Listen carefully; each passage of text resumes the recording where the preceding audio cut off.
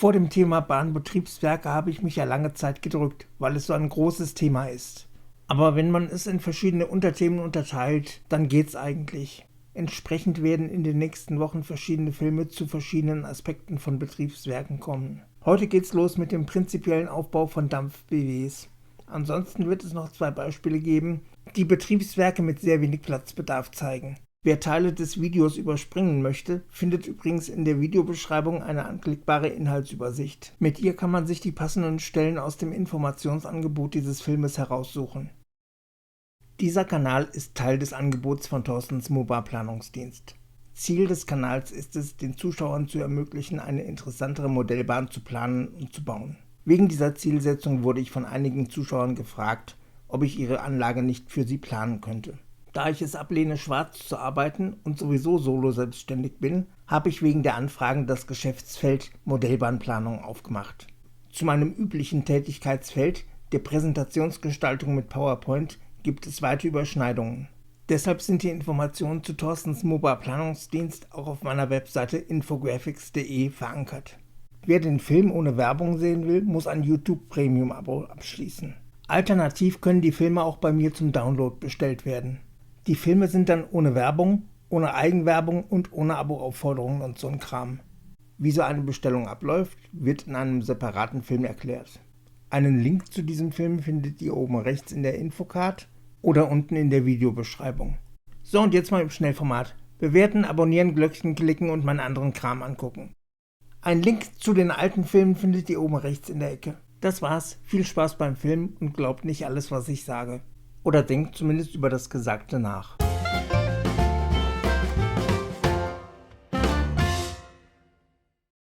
Themenbegrenzung. Ja, wie genau ist denn der Film zu verstehen? Naja, das Thema Betriebswerke ist so ein großes und umfassendes Feld, dass nicht alles behandelt werden kann.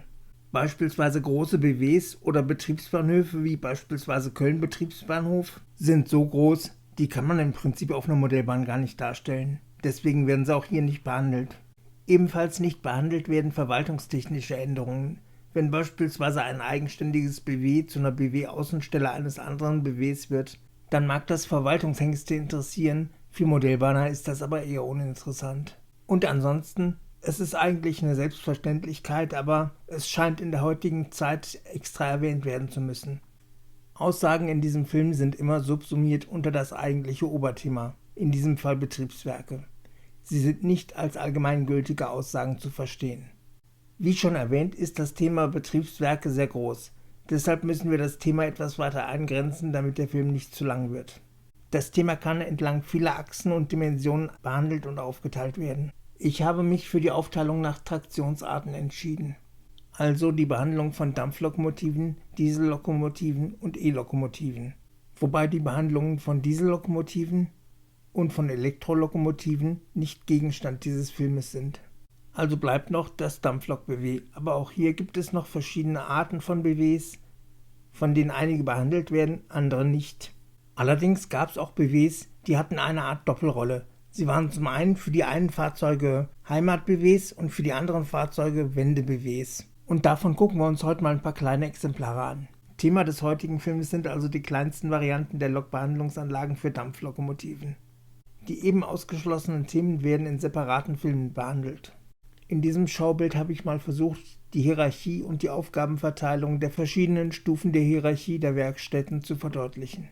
Auf der untersten Hierarchiestufe sind Lokstationen, Lokbahnhöfe und Wendebetriebswerke. Ihre Aufgabenbereiche sind Pflege, Wartung und einfache Instandhaltung. Darüber kommen die Heimatbetriebswerke. Ihr Name ist auch auf den Maschinen vermerkt. Ihre Aufgaben sind Wartung und Instandhaltung. Ach ja, und die Pflege. Das ist eigentlich so selbstverständlich, dass ich es fast vergessen hätte. Die Instandhaltung im Heimat-BW kann auch schon durchaus größere Arbeiten umfassen, ist aber nicht die Regel. Denn üblicherweise sind solche größeren Aufgaben wie Motor- oder Getriebetausch Aufgaben von Mutterbetriebswerken. So ein Mutter-BW hat normalerweise mehrere Heimat-BWs unter sich. Und Dinge, für die auch ein Mutter-BW nicht gerüstet ist, sind Aufgabenbereich des Ausbesserungswerks. Von der Art des BWs hängt also auch die Ausstattung des BWs ab. Und was hilft mir das jetzt? Wie plane ich denn mein BW? Wie groß oder klar soll ich denn das Ding schon machen? Naja, dafür gibt's ja eine ganz einfache Orientierung. Ausgehend von den Vorräten denken. Wie groß man so ein BW machen kann, bzw. wie klein man es machen muss, hängt ganz entscheidend davon ab, wie viel Platz man für die Betriebsstoffe hat. Nach meinen Informationen waren so ca. 25 Tonnen vorrätige Kohle für jede stationierte Lok eine durchaus übliche Menge, die natürlich auch im Kohlebansen des BWs untergebracht werden musste. Entsprechend raumgreifend muss dieser Kohlebansen ausgeführt werden. Speziell bei flächenmäßig kleinen Heimat-BWs mit großem Lokbestand waren Möglichkeiten zur Kohlelagerung sowohl dominierend als auch limitierend. Das Betriebswerk, Aufbau und Ablauf. Zuerst mal muss erwähnt werden, dass der Aufbau und auch der Ablauf im Wesentlichen von den örtlichen Gegebenheiten stark beeinflusst wurden. Das heißt also, der Aufbau und die Abläufe im BW variierten von BW zu BW. Das waren keine fundamentalen Unterschiede, aber zumindest so kleine Veränderungen im Ablauf der verschiedenen Arbeitsschritte. Die resultierten meistens daraus, dass irgendwelche Betriebsanlagen, aus welchen Gründen auch immer, an anderen als den üblichen Positionen positioniert werden mussten. Da es doch einige Schritte waren, die am Ende eines Betriebstags einer Dampflok getan werden mussten, wurde oft versucht, mindestens 2 Schritte gleichzeitig ablaufen lassen zu können. Ich versuche das jetzt mal ein bisschen modellbahnrelevant zu beschreiben. Eine Lok kommt über das Ein- und Ausfahrgleis auf eines der Behandlungsgleise. Sie hält am Wasserkran zum Wasserfassen. Ambitionierte Modellbahner machen diesen Wasserkran drehbar, entweder über einen 90-Grad-Motor oder über eine Handkurbel. Die weiteren Arbeitsschritte laufen im Wesentlichen im Kopf des Modellbahners ab. Das wären zum einen das Besanden an der Besandungsanlage, das Bekohlen an der Bekohlungsanlage und das Ausschlacken an der Schlackegrube. In unserem Fall geht es dann erstmal auf die Drehscheibe. Ziel ist das Gleis zwischen Löschbansen und Lokschuppen. Und was macht man da so? Lösche ziehen natürlich. Wenn das gemacht ist, geht's wieder über die Drehscheibe in den Lokschuppen. Und was dürfte da sonst noch zu sehen? Naja, da gibt's einmal das Gleis für den Bekohlungskran und dann natürlich noch das Gleis für die Kohle- und Schlackewagen. Was natürlich auch nicht fehlen darf, sind ein oder mehrere Gleise für Hilfszüge. Oh, ich muss nochmal auf das Gleis für den Bekohlungskran zurückkommen. Große Betriebswerke hatten oft Brückenkräne zur Beschickung der Kohlehochbunker. Kleinere BWs hatten hingegen oft Bekohlungskräne auf Ketten oder auf Rädern. Und dann gab's da noch, so wie hier, die BWs, die Bekohlungskräne auf Schienen hatten. So etwa ab den 1930er Jahren gab es in Deutschland dampfgetriebene Kräne. Etwa ab den 1960ern gab es diese Dinger auch als dieselgetriebene Kräne. Außerdem gab es in vielen Betriebswerken noch Kleinloks. Und für die gab es dann oft noch einen Kleinlokschuppen. Und damit es keine Konflikte gab zwischen ankommenden und ausfahrenden Lokomotiven, gab es noch ein spezielles eigenes Ausfahrgleis. Größere BWs hatten auch gerne mal noch ein zweites, ein Reserveausfahrgleis. Es ist also im Prinzip leicht zu sehen. Der Variantenreichtum der Betriebswerke ist ziemlich unüberschaubar. Deshalb picke ich mir im weiteren Fortgang des Filmes im Wesentlichen Betriebswerke heraus, die auf der Modellbahn leicht unterzubringen sind. Das heißt, sie sollten eher kompakt und vor allem nicht zu tief sein. Lang, schmal und modellbahntauglich. Es gibt BWs, die machen auf den ersten Blick nicht sehr viel her. Erst bei näherer Betrachtung zeigen sie, dass sie für die Modellbahn eigentlich doch ideal sind. Seit 1870 gab es an der rechten Rheinstrecke in Linz Lokschuppen und Wasserstationen.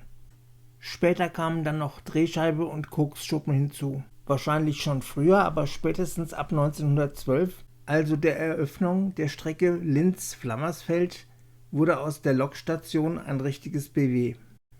Da zwischen dem Verlauf der rechten Rheinstrecke und dem Rand des Rheintals relativ wenig Platz blieb, musste sich das BW mit sehr wenig Platz begnügen. Und genau das macht es für die Modellbahn interessant.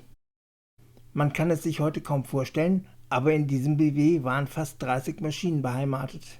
Das waren natürlich nicht die großen Einheitslokomotiven, sondern im Prinzip oder im Wesentlichen eigentlich noch Fahrzeuge aus der Länderbahn-Ära. Im Wesentlichen preußische Fahrzeuge. Aber damit wird auch klar, warum dieses kleine BW so einen großen Kohlebansen hat. Durch die rechte Rheinstrecke und den nördlichen Kopf des Bahnhofs Linz wird die Eingriffstiefe an dieser Stelle wirklich kritisch. Aber mit einem kleineren Bahnhof und oder einer eingleisigen Strecke könnte man das locker umgehen. So, und jetzt gucken wir uns nochmal ein anderes schmales und ungewöhnliches BW an. Dieses BW existierte von 1872 bis 1955, wobei es die letzten 2 Jahre nur noch Außenstelle war. Für die Fortsetzung der Islamisten mit modellbahnerischen Mitteln ist natürlich klar, in Epoche 1, 2 und 3 hat das Ding was zu suchen, sonst nicht. Da ich doch insgesamt eher undogmatisch bin, gehe ich lieber nach dem Pippi-Langstrumpf-Prinzip vor. Pippi-Langstrumpf-Prinzip? Was denn das? Naja, ich mache mir meine Welt, so wie sie mir gefällt. Und dann existiert so ein BW halt eben bis zum Ende von Epoche 4. So, Zeit wieder ernsthaft zu werden, gucken wir mal auf den Plan. Die Farben bedeuten blau die Ortsgüteranlage, rot das BW und grün alle restlichen Gleise. Wobei man vielleicht noch erwähnen sollte, die restlichen Gleise beinhalten 2 eingleisige Hauptstrecken. Da wäre einmal die Württembergische Schwarzwaldbahn und zum anderen die Nagoldtalbahn. Wenn ich so drüber nachdenke, finde ich diese Betriebssituation sogar fast spannender als die Situation in Linz am Rhein mit der rechten Rheinstrecke und der abzweigenden Steilstrecke. Wobei, richtig abzweigen tut die ja nicht. Linz am Rhein ist ja eigentlich eher ein Berührungsbahnhof. Informationen von modellbahning.de. Auch auf der Partnerwebseite dieses Kanals modellbahning.de gibt es Informationen zu Betriebswerken. Wenn man auf dieser Webseite mit dem Mauszeiger über eine der hier zu sehenden Ziffern geht, dann erscheint ein Textfeld, das erklärt, was hier abgebildet ist. Weiter unten sind noch ein paar Erklärungen zu den verschiedenen Betriebsstationen eines BWs. Wer sich mit dem Gedanken trägt, ein Dampf-BW auf seiner Anlage zu bauen und keine Ahnung hat, worum es dabei eigentlich geht, dem sei der Besuch auf dieser Webseite wärmstens empfohlen. So, das war's wieder mal. Das war ein Film von Thorstens Moba Planungsdienst. Wer seine Modellbahn von mir planen lassen will, kann mich auch über YouTube kontaktieren. Dazu einfach von einem meiner Videos auf meine Kanalseite klicken, dort Kanalinfo anklicken und jetzt E-Mail-Adresse ansehen anklicken. Dann erscheint die E-Mail-Adresse, unter der ihr mich erreichen könnt. So, das war's wieder mal. Den nächsten Film gibt's am Donnerstag, vielleicht auch am Montag. Wenn ihr keinen neuen Film verpassen wollt, dann abonniert diesen Kanal. Klickt nach dem Abo aufs Glöckchen, wenn ihr für jeden neuen Film eine E-Mail-Benachrichtigung wollt. Damit meine ich übrigens nur wirklich neue Filme und nicht alte Filme in neuer Auflösung. Ansonsten wäre jetzt die Gelegenheit, sich die Playlist zu diesem Film anzugucken. Oder zumindest einen Teil daraus.